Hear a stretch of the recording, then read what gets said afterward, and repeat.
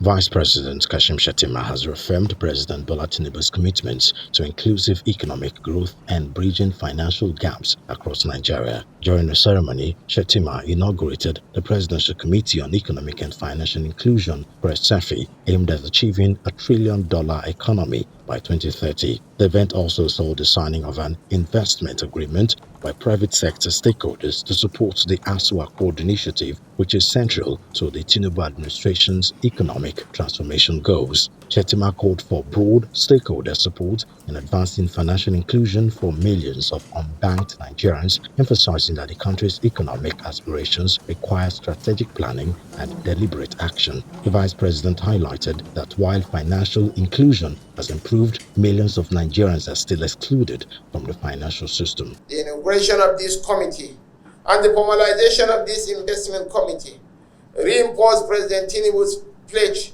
to an inclusive economy, a vision that has been endorsed by the National Economic Council. We remain resolute in mitigating the short-term effects of economic reforms, expanding financial opportunities, and ensuring that every Nigerian, regardless of geography or status, is integrated into our economic growth story. However, the weight of this vision rests on all of us gathered here today. We are not here for a ceremonial exercise. We are here to remind ourselves of the scale of our responsibility and the urgency of our mission.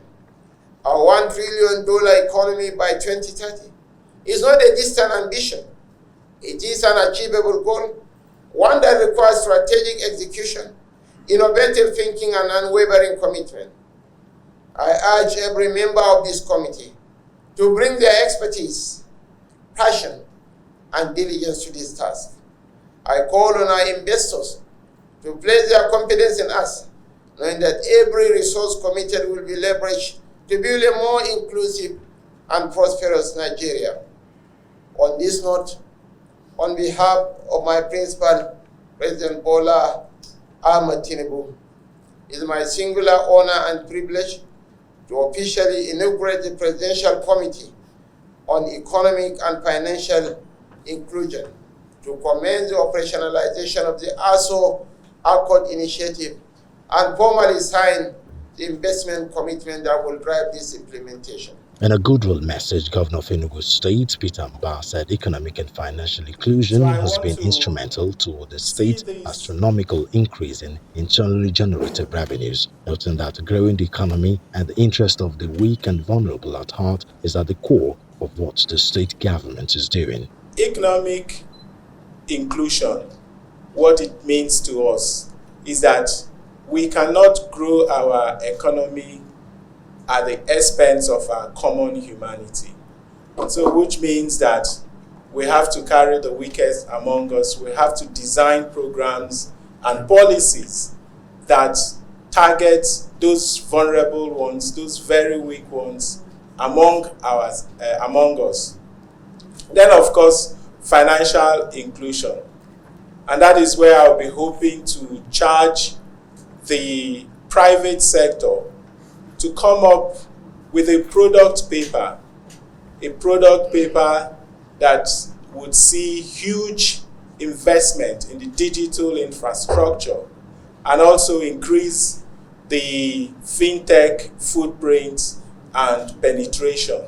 That way, we're able to essentially provide financial services to those